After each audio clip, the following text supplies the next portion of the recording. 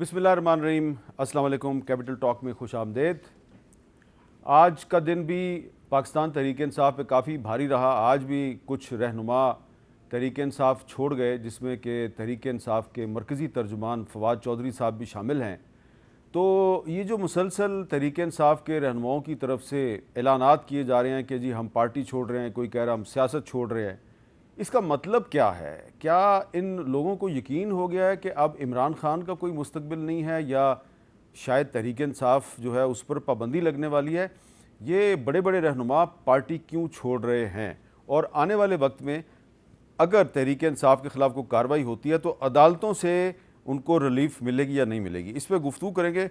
हमारे साथ मौजूद हैं जनाब फैसल वाडा साहब, साबिक वफाकी वज़ीर हैं, बैरिस्टर ज़फ़रुल्लाह खान साहब जो साबिक वज़ीर कानून भी और मुस्लिम लीग नून के रहनुमा हैं, और हमारे साथ मौजूद हैं जनाब अहमद अवैस साहब, तहरीक इंसाफ के रहनुमा हैं और पंजाब के साबिक एडवोकेट जनरल हैं। वाडा साहब, सबसे पहले ये बताइए कि ये फवाद चौधरी साहब को ये जो ऐलान करवाया है कि जी मैं सियासत छोड़ रहा हूँ, इमरान खान से मेरी राहें जुदा हो गई, इसमें आपका क्या किरदार है? बहुत शुक्रिया मीर साहब।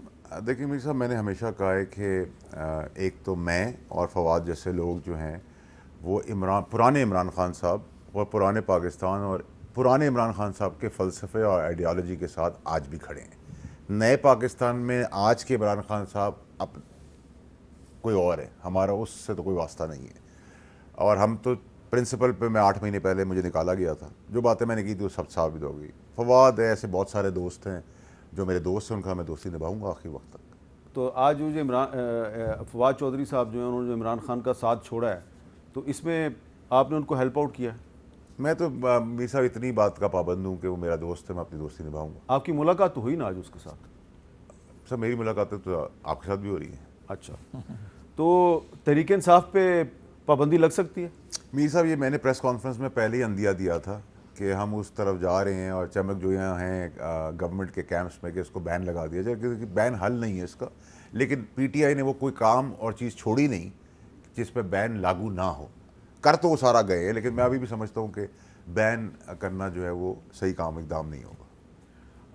अहमद अवैस साहब, आपको क्या लग रहा है कि आज ख्वाजा आसिफ साहब जो हैं उन्होंने कहा जी कि हम पीटीआई पर पाबंदी पे गौर कर रहे हैं, और बैरिस्टर अली ज़फ़र साहब ने कहा कि अगर पाबंदी लगी तो अदालत उसे 1 दिन में कालअदम करार दे देगी। तो आपको लग रहा है कि ये जो पीटीआई के बड़े बड़े रहनुमा पार्टी छोड़ रहे हैं तो उनको खदशा है कि पार्टी पर पाबंदी लग रही है? मेरा ख्याल है कि बहुत कम शायद कोई ऐसा हो कि जिसको ये खतरा हो कि पार्टी पर पाबंदी लग रही है इसलिए वो शिफ्ट जंपिंग के ऊपर आ गए हैं।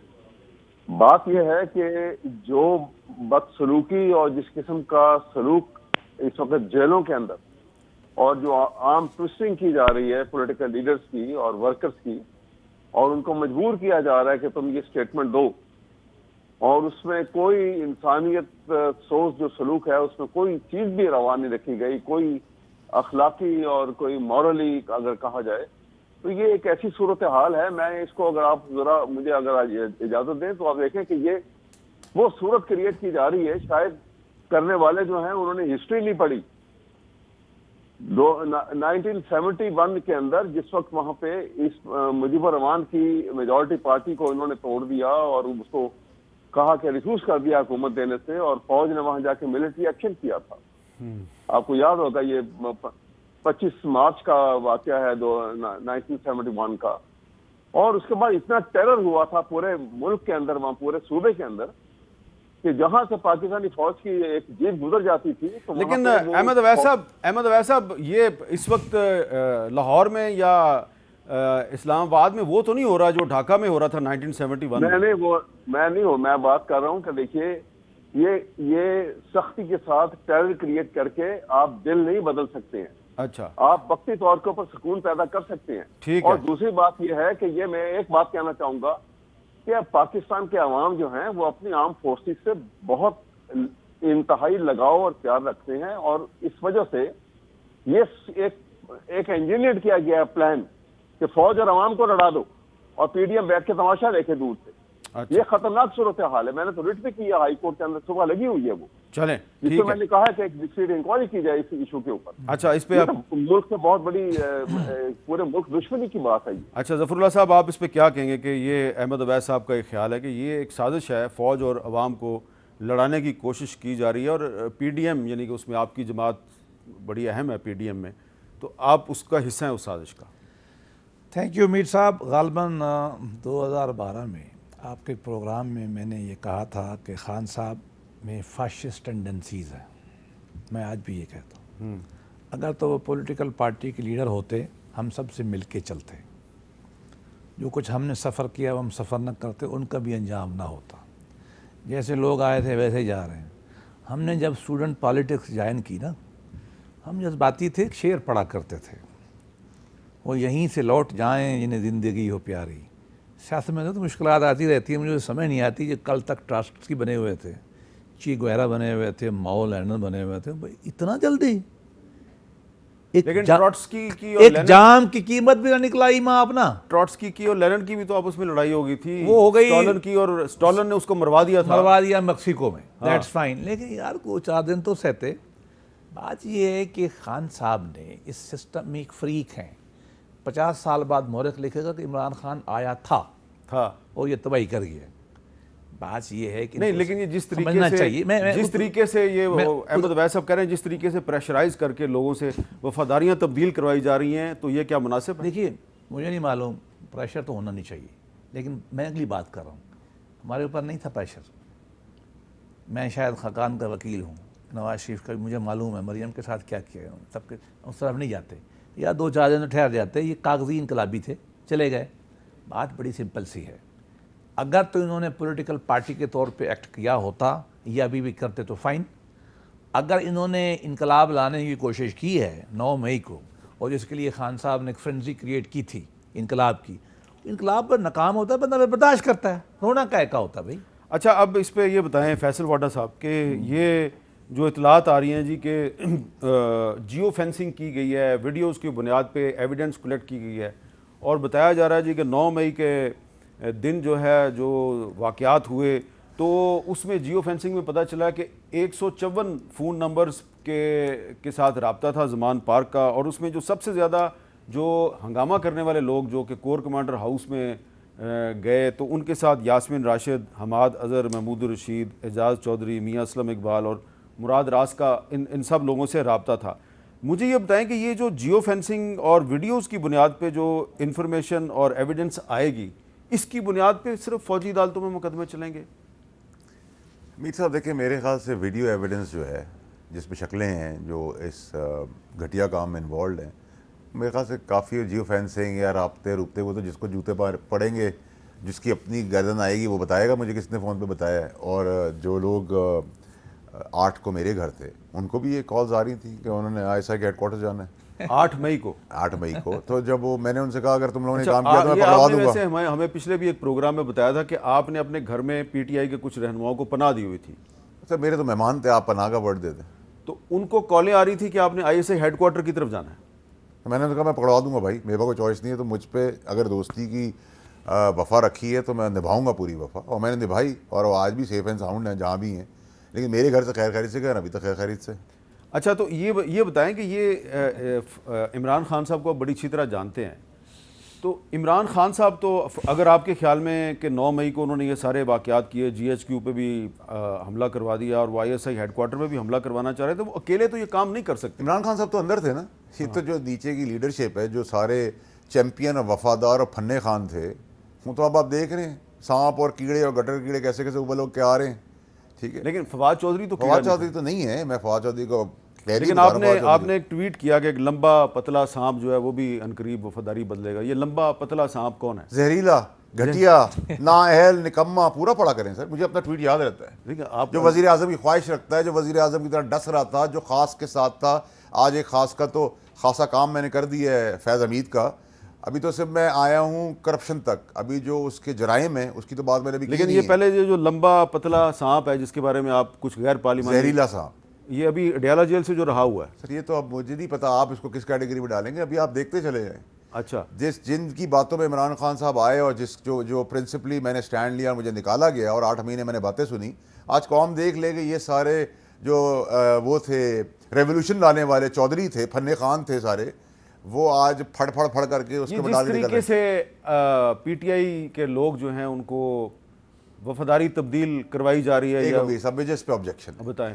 आप मीर साहब मेरा इंटरव्यू ले रहे हैं, आप मुझे इज्जत से कॉफ़ी पिला रहे हैं, टेबल पे एसी चला के बिठा रहे हैं, मैं आपको गालियाँ दूँ, आपके माँ बहन तक घुस जाऊँ, आपके असैसिनेशन करूँ, आपको उठा के पत्थर से सर फाड़ दूँ और कहूँ कि आप मुझसे ज़बरदस्ती काम करा रहे हैं, आपका क्या रिएक्शन है, क्या होना चाहिए?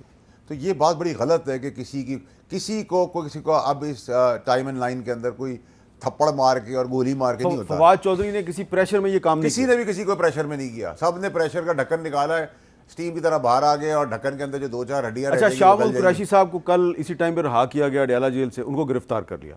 असद उमर साहब को रहा किया गया, उनको दोबारा गिरफ्तार नहीं किया गया, इसकी क्या वजह? सर कुछ इंटरवल के बाद आएंगे, कुछ इंटरवल से पहले आएंगे, कुछ टीजर में आ जाएंगे, कोई फिल्म के प्रोमो में आ जाएंगे, आएंगे, सारे लाइन्स हैं। तो इसमें जिस बंदे का आज आपने नाम लिया है, आपने कहा जी 190 मिलियन पाउंड की जो जिस करप्शन बंदे है, का नाम नहीं लिया मीर साहब, मैंने फैज़ हमीद का नाम लिया, आप बताएं टीवी पे। अच्छा, मेरी गुजारिश होगी आपसे, अगर मेरा इत्तेसाब हो सकता है, आपका हो सकता है, तो फैज़ हमीद का भी होगा और जो जज भी गलत करेगा उसका भी होगा, मेरे बाप का भी होगा और सबका होगा। इस पैराए में कोई पाकिस्तान से बड़ा नहीं है और कोई पाकिस्तान का चौधरी नहीं है। Let's be very clear. तो फैज़ हमीद ने क्या गलत काम किया है? कोई गलत काम नहीं किया सर, उसने अभी तो मैं सिर्फ इस केस तक रहूँगा, इस केस का मास्टरमाइंड वो खुद है, इस केस का सबसे बड़ा फाइनेंशियल बेनिफिशियरी वो है। तो इमरान खान तो बेगुनाह है ना फिर? सर देखिए, मैं अभी तो मान जाए ना सवाल कि इमरान खान ने कुछ नहीं किया, जो भी किया फैज़ हमीद ने किया। देखिए मेरी बात, आप अगर मुझे फैज़ हमीद की तरफ ले जा रहे हैं, इमरान, आप क्या पता, आपकी जर्नलिज्म तक तो मैं पहुंच नहीं सकता, ठीक है। लेकिन मीर साहब मैं आपको एक चीज़ बताऊं कि फैज़ हमीद जो है ना सर, वो इसका फाइनेंशियल बेनिफिशियरी, और मेरा उसके अंदर फॉर्मूला बड़ा क्लियर है कि आप कहेंगे शवाहिद दो, ठीक है। तो मेरा सवाल आपसे होगा कि जी फैज़ हमीद साहब ने जिस दिन अपनी नौकरी शुरू की थी, मिसाल के तौर पर उनकी 100 रुपये की तनख्वाह थी, आखिर में जब रिटायर हुए तो 10,000 की तनख्वाह होगी। उस 10,000 के मुलाजिम के पास अगर 10 करोड़ की चीज़ें हैं और किसी इदारे को चाहिए तो मैं जाके दिखाए, तो मैं तब आंख से अंधा होगा जो देख नहीं सकता उसकी जायदादें कितनी हैं। अभी तो मैं घर पाकिस्तान तक हूँ, बैरून मुल्क अभी जाऊँगा, अभी वहाँ भी दिखाऊँगा। अभी तो मैं उसके जो भयानक जराइम हैं उनकी तो मैं बात ही नहीं कर रहा, और उसके साथ मैं शुरू होऊंगा भावलपुर से, चकवाल से गुजरता हुआ कोयटा में रुकूंगा। तो मैं बड़ा क्लियर हूँ अपनी लाइफ के अंदर। तो गिरफ्तार होगा कि नहीं होगा? सर मुझे नहीं पता, अगर वो गिरफ्तार नहीं होगा तो फिर जितने गिरफ्तार हैं उन सबको ही बाहर जाना पड़ेगा। वैसे जनरल फैज़ हमीद साहब जो हैं वो अगर अपना वर्शन देना चाहें खुद या किसी और के ज़रिए, तो हमारा प्लेटफॉर्म हाजिर है, क्योंकि फैसल वाडा साहब जो हैं वो कह रहे हैं कि उनके पास बहुत सबूत हैं। लेकिन अहमद अवैस साहब, आप क्या कहेंगे कि ये जो कहा जा रहा है कि तहरीक इंसाफ के रहनुमा अपनी मर्ज़ी से वफादारी तब्दील कर रहे हैं, उन पर कोई प्रेशर नहीं है, तो कोई प्रेशर का सबूत कहीं से कोई सामने आएगा? नहीं, प्रेशर का सबूत तो देखिए ना, एक अगर किसी ने जब तक अपनी वफादारी की तब्दीली की अनाउंसमेंट नहीं की है तो वो कोर्ट उसको बेल आउट करती है और उसको फ़ौरन गिरफ्तार करके दूसरे केस में ले जाया जाता है। और जिस अंदाज में, जिस तरीके से उसको जेल में रखा जाता है, जब तक कि वो ये अनाउंस करने के लिए तैयार ना हो जाए कि जी मुझे खड़ा करो जी प्रेस कॉन्फ्रेंस के सामने और मैं वहाँ पे जो है ये ऐलान करता हूँ, तो फिर वो रिहा हो जाता है। तो जब आप वफादारियों की तब्दीली का ये तरीक़ेकार जो हुआ, जो which is below the human integrity और ह्यूमन जिसको आप कह लीजिए, तो उस सूरत में आप, ये तो ख़ुद इस बात का सबूत है। ये मेरा कहने का मतलब यह है कि देखिए, ये सूरत हाल जो है अगर इस तरह से रवा रखी जाएगी तो आप दबा तो सकते हैं, लेकिन ये जो है ना, ये बाद में दोबारा से ये नफ़रतें जो हैं ये एक नए रंग में निकल आएंगी और मुल्क के लिए बड़ी तकलीफ देह होंगी।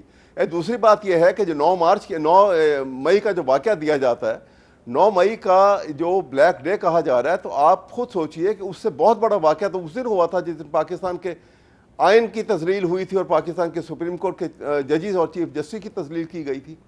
वो ब्लैक डे होना चाहिए था।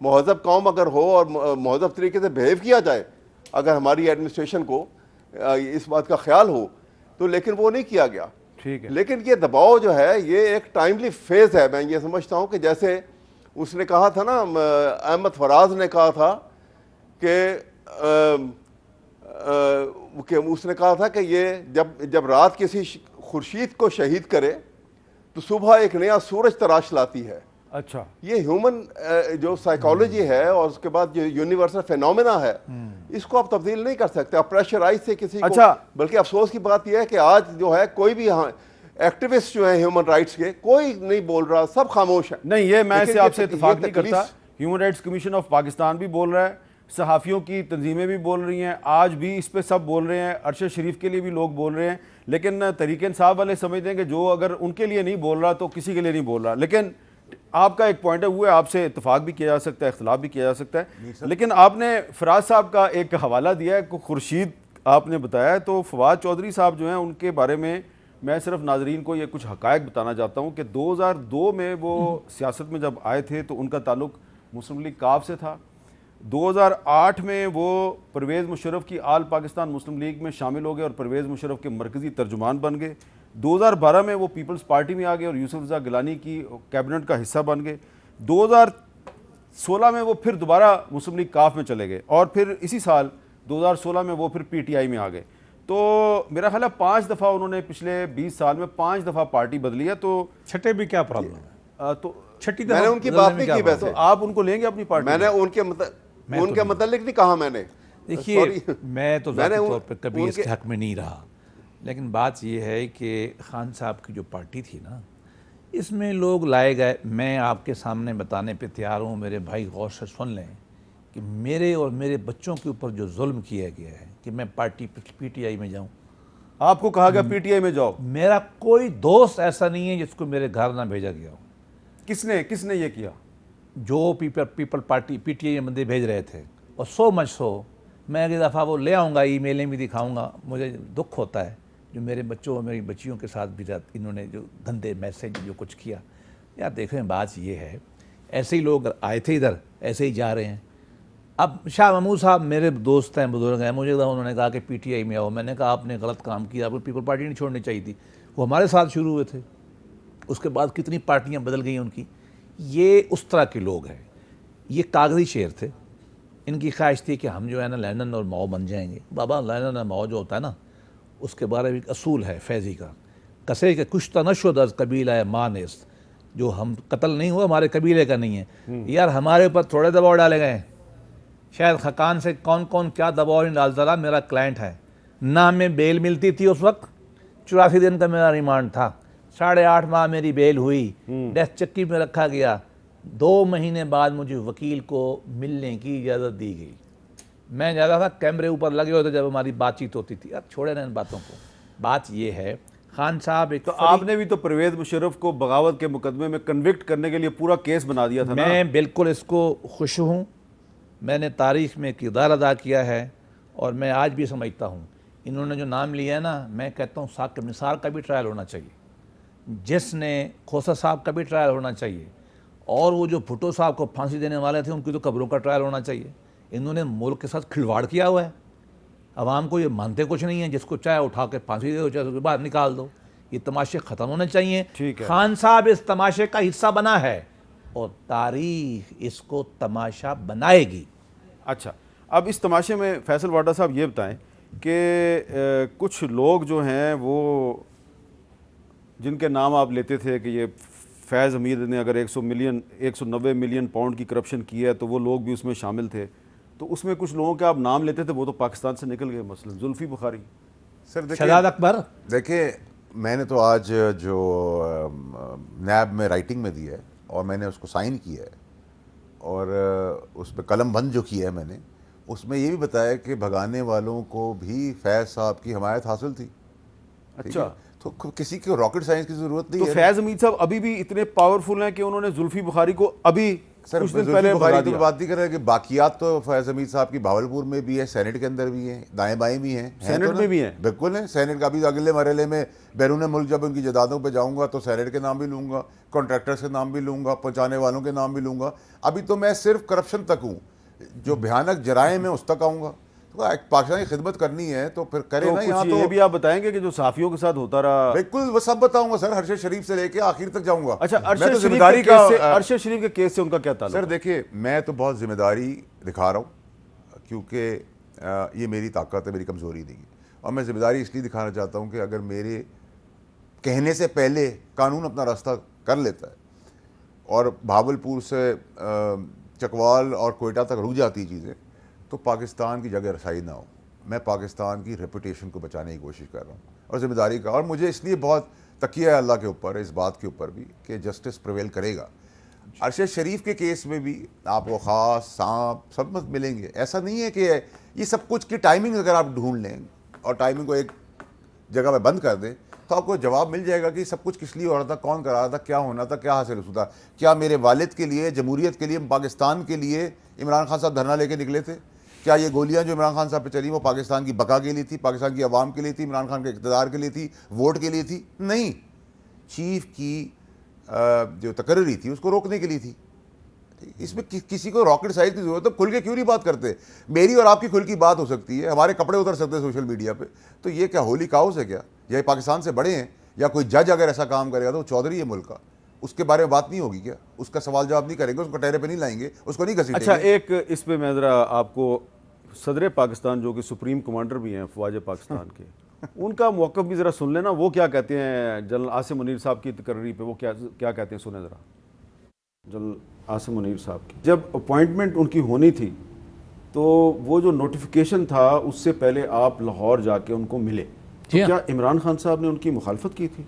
नहीं, जब मेरी मुलाकात बाजवा साहब से होती रही, जो भी उस ज़माने में जिसमें बाजवा साहब चीफ़ ऑफ आर्मी स्टाफ थे, और फिर बाजवा साहब की और मेरी और इमरान खान साहब की मुलाकातें हुई, उस सारे दौर के अंदर very clearly I am telling you कि इमरान खान साहब ने, जब शायद इमरान खान साहब की मुलाकात नहीं हुई थी, जब इमरान खान साहब ने मुझसे ये कहा कि आप बाजवा साहब से ये कह दें कि जो भी आर्मी चीफ ऑफ स्टाफ बनेगा उसको इंस्टीट्यूशनल जिसको कहेगा उसको बनना चाहिए। बिल्कुल कंफर्म बात कर रहा हूँ। अच्छा, बाजवा साहब वॉज टेकन अ बैक कि भाई इमरान खान साहब की कोई प्रेफरेंसेस नहीं है। तो मैंने कहा जी, उन्होंने मुझसे ये कहा है कि बिल्कुल जो बनेगा, जिसको इंस्टीट्यूशन समझता है बाय मेरिट, उसको Imran Khan will support. Sir मैं आपको बताऊं, पाकिस्तान में अगर किसी को झूठों का मेडल आप दे सकते हैं विद ड्यू अपॉलजी, प्रेसिडेंट साहब झूठों के पीएचडी किए हुए, और अगर आप प्रेसिडेंट साहब से ये बात कुरान पे हल्फ ले लें तो मैं सियासत छोड़ दूंगा कि इमरान खान समेत इनके कौन सी दुनियावी, कौन सी कानूनी, कौन सी जानी, कौन सी माली, कौन सी कुश्ती, कौन सी अमलात को नुकसान पहुंचाने वाली कौन सी चीज़ पाकिस्तान में नहीं हुई इस अपॉइंटमेंट को रोकने के लिए, तो डिवाइन हेल्प अल्लाह की तरफ से हुआ है। ठीक है, लेकिन कोई दुनिया के तौर पे, दुनियावी तौर पर कोई कसर नहीं छोड़ी किसी ने। ठीक है, तो मैं तो इतना सफ़ेद झूठ, और मैं मीर साहब आपके शो के लिए एक चीज़ अगले शो के लिए मुझे याद दिला दीजिएगा, इस क्लिप के साथ मैं आपको बताऊंगा, और कलमा पढ़ के बताऊंगा, कुरान पे हाथ रख के बताऊंगा, इसी शख्स की बताऊंगा, मेरा आपसे वादा है, किसी शो पे नहीं दूंगा। अच्छा, आप इसमें कलमे को और कुरान को नहीं, क्योंकि सर सच को आप इनसे करवा लें, मैं सियासत छोड़ दूंगा, माफ़ी भी मांग लूंगा पब्लिकली आगे। झूठ तो ना बोले ना, इतना सफ़ेद झूठ ना बोले। अब पाकिस्तान के अवाम आपके टीवी के थ्रू इतने वाइब्रेंट हो चुके हैं, वो फौरन इनकी अभी बात करते हुए आप वहाँ पे रिवाइंड करा के रील चलाएं तो ये आंखें भी अपनी नहीं संभाल पा रहे, आपकी तरफ देख भी नहीं पा रहे। सबसे पहली निशानी होती है झूठे की। अच्छा, मैं ब्रेक ले लेता हूँ जी, और ब्रेक के बाद दोबारा मिलते हैं।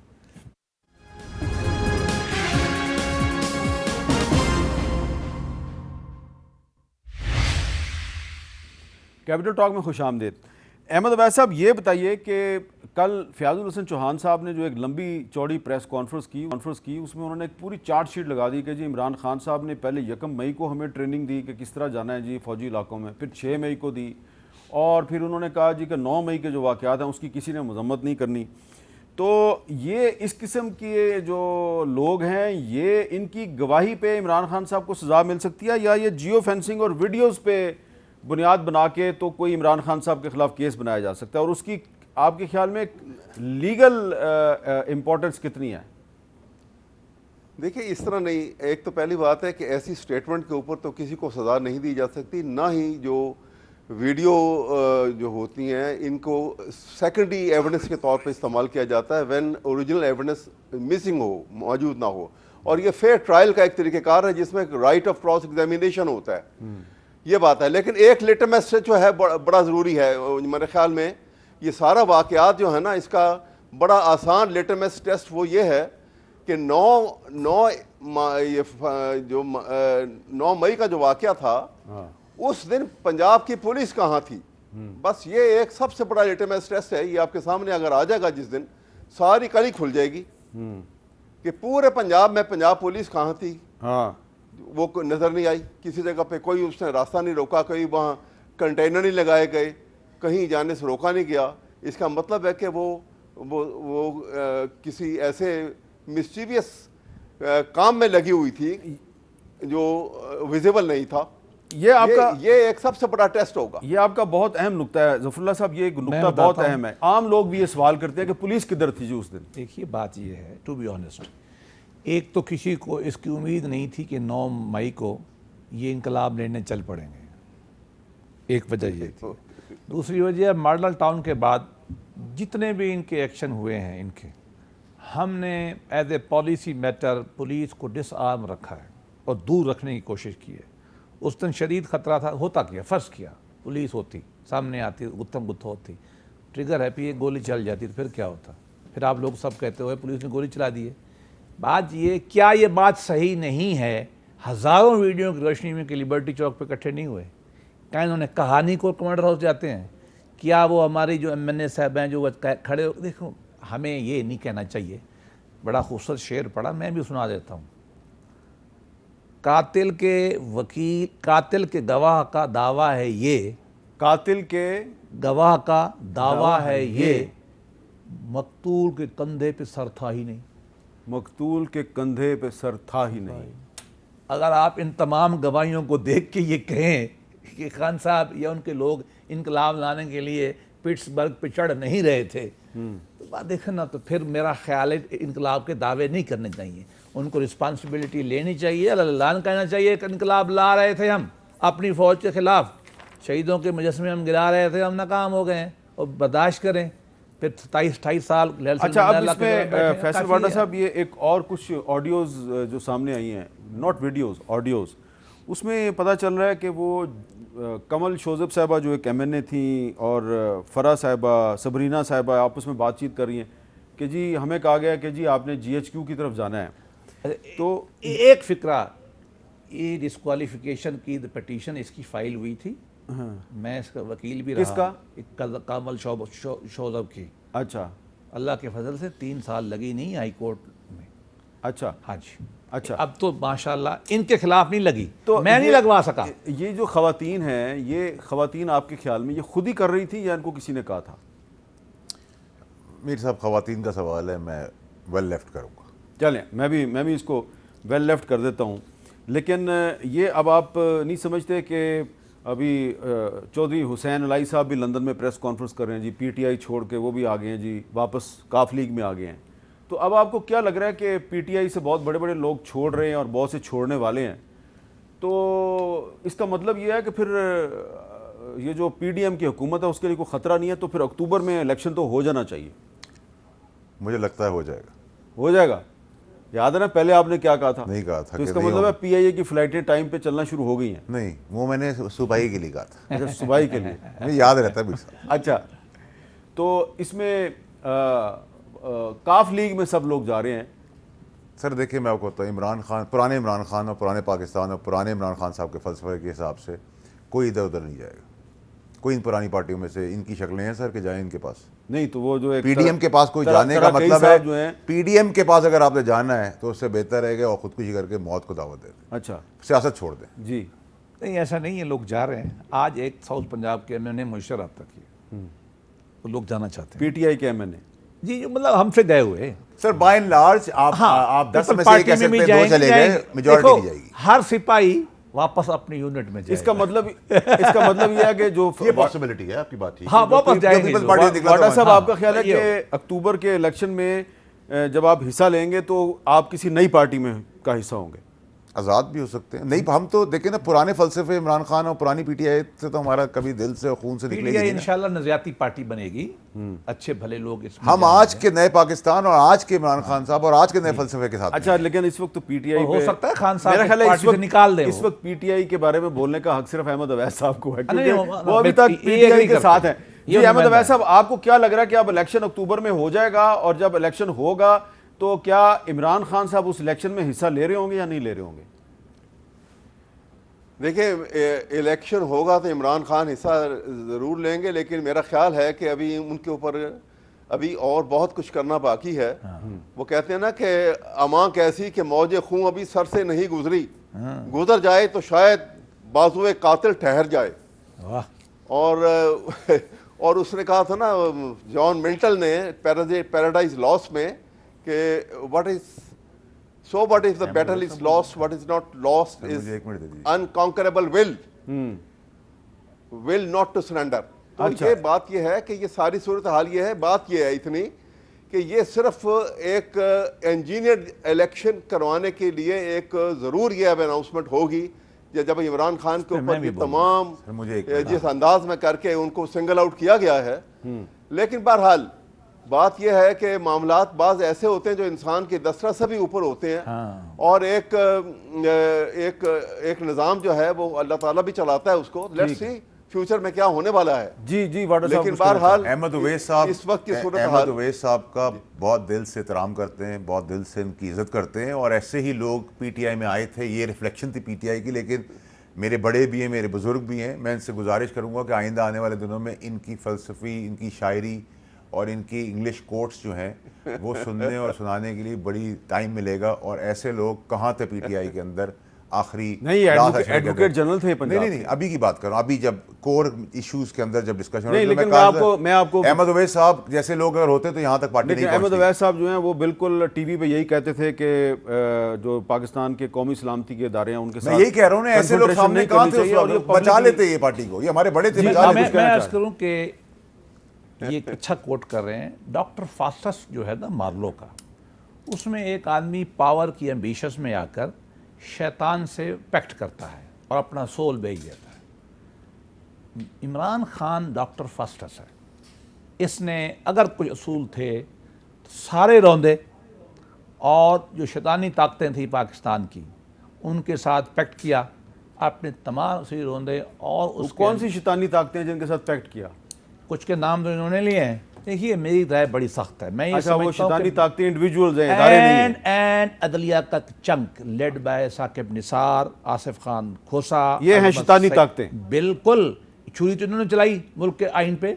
और अगली बात बताऊं, इस वक्त को देखना शायद ये तहकीक कर लें, जब वो उस टाइकून की प्रॉपर्टी का जो केस सेटल हुआ था ना, इसमें 190-60 अरब रुपया गया है, तारीख बताएगी कि उसको डील करने वाले भी वही थे बिहाइंड द सीन जिनकी ये नाम ले। नहीं तो ये तो वो कह रहे हैं ना। नहीं, अगले पोर्शन की जिस अकाउंट में जो 400-500 अरब रुपया किसी के जिम्मे लगा था ना, वो डील अदलिया ने जिस पे ठप्पा लगाया था उसकी ब्रोकरी भी किसी और ने की थी। अच्छा अहमद उवैस साहब, ये इमरान खान साहब के जो हामी है वो एक दावा किया करते हैं जी कि इमरान खान साहब पे कोई आप माली करप्शन जो है वो साबित नहीं कर सकते। तो आप नहीं समझते कि ये जो अलकादर ट्रस्ट का जो केस है 190 मिलियन पाउंड की करप्शन का इल्ज़ाम लगाया जा रहा है, तो इमरान खान साहब को इस केस में अदालत में आके अपने खिलाफ हर किस्म के इल्ज़ाम का सामना करना चाहिए, और अगर वो बेगुनाह है तो बेगुनाह साबित हो जाएंगे। बिल्कुल करना चाहिए, बिल्कुल करना चाहिए, और फेयर ट्रायल के सूरत के अंदर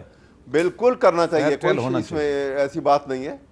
और ऐसा ट्रायल नहीं होना चाहिए जो शायद खाकान का हुआ था, ऐसा ना, इसका फेयर ट्रायल होना चाहिए। झूठ और सच जो है वो निथर के सामने आ जाए। अच्छा, अब वाडा साहब आखिर में ये बता दें कि अगर ये फेयर ट्रायल होता है अलकादर ट्रस्ट का, तो ये जो आप जनरल फैज पे इल्ज़ाम लगा रहे हैं तो इसके कोई सबूत आएंगे सामने? Sir open and shut case है ये, ओपन एंड शट केस, इस पर कोई दो राय नहीं होनी चाहिए। और मैंने तो काबीना के अंदर जिस वक्त ये आया था, मैं वजीर था, मैंने खान साहब से कहा था कि सर ये नैब का केस बनेगा। नहीं, फवाद ने खुद कहा है, मैंने देखा ही नहीं। देखिए हुआ क्या था, यही कह रहा था, बिहाइंड द सीन डीलिंग जो लोग कर रहे थे, इधर से ये दोस्त थे, उधर से शहजाद अकबर साहब थे, और उसके बाद उसकी लीगल फॉर्मेलिटी खुफिया पर्दा पहना के इमरान खान की कैबिनेट की थी। कैबिनेट के मेंबर ऑन रिकॉर्ड हैं इस क्रैकडाउन से भी पहले, अगर आप मानते हैं तो। उन्होंने कहा मैं हमारे इल्म में नहीं था। बात बड़ी सिंपल सी है, एक प्रेस रिलीज पढ़ रहे हैं शहजाद अकबर ने जो खुद दिया था कि money will go the state of Pakistan. अच्छा, मैं चाहता हूं इंडिविजुअल स्टेट नहीं होता। अब मैं चलते चलते कि आज जो फवाद चौधरी साहब ने छोड़ दिया है पार्टी, चलते मेरा ख्याल है कि उनके कुछ क्लिप्स भी आपको सुनवा दें। सुने जी, इनकलाबी फवाद चौधरी साहब के कुछ इनकलाबी। हाँ, इनकलाबी जरूरी है। तेरा बाप भी देगा, तेरा बाप जवाब भी देगा, हम छीन के लेंगे। जिस तरीके से इस मुल्क को लूटा गया, अगर प्राइम मिनिस्टर साहब सर मेरी बात माने तो इनको उल्टा लटकाना चाहिए लोगों को, ताकि पाकिस्तान के खजाने से पैसा वापस आए। किस माई के लाल में जरूरत है कि इमरान खान को डिस्क्वालीफाई करें? इमरान खान के बगैर पाकिस्तान की सियासत क्या है? इमरान खान है, मुकाबले में ये सारे जोकर इकट्ठे हुए हैं। आप अपनी हैसियत के मुताबिक बात करें। इमरान खान और तरीके इंसाफ को के ऊपर पाबंदी लगाना जो है वो आपके बस में नहीं है। इलेक्शन कमीशन की हैसियत सिर्फ एक मुंशी की हो गई है इस हुकूमत में। इमरान खान लड़ेगा, आखिरी बॉल तक गेम जाएगी। तो फवाद साहब ने कहा किस माई के लाल में है कि तहरीके इंसाफ पर पाबंदी लगाए, और इमरान खान लड़ेगा और आखिरी गेंद तक लड़ेगा। तो शायद इमरान खान तो लड़े, लेकिन आप लड़ने के काबिल नहीं रहे, और जिस माई के लाल की तरफ आपका इशारा था, अब उस माई के लाल को जो आपने चैलेंज दिया है पाबंदी का, वैसे मैं ज़ाती तौर पे तो पाबंदी के हक़ में नहीं हूँ, लेकिन फवाद चौधरी साहब आपकी ये जो बहुत से बयानात हैं उनको सुन के बंदा जो है वो अपने आप से ही मुखातिब हो जाता है, ख़ुद कलामी का शिकार हो जाता है कि अल्लाह ताला से डरना चाहिए और बड़ा बोल नहीं बोलना चाहिए। ये है आज की पाकिस्तान की मौजूदा सियासत का सबसे बड़ा सबक, कि इस वक्त जिन लोगों के पास इक़्तिदार है वो फवाद चौधरी साहब जैसे लोगों को देख के इबरत पकड़ें कि कभी फवाद चौधरी साहब इतना बड़ा बड़ा बोल बोलते थे, और आज जिन लोगों के पास ताकत है वो इससे फवाद चौधरी को देख के इबरत पकड़े कि इतना बड़ा बोल ना बोलो कि कल को तुम भी फवाद चौधरी बन जाओ। इजाज़त दीजिए, अल्लाह हाफ़िज़।